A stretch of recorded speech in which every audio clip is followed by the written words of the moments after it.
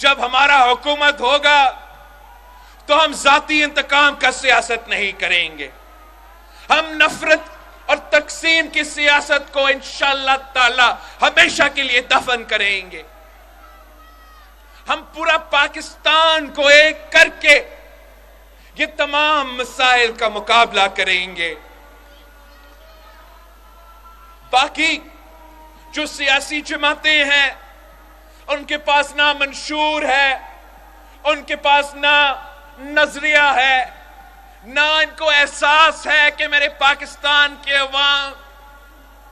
کتنے مشکل سے گزر رہے ہیں۔ ان کا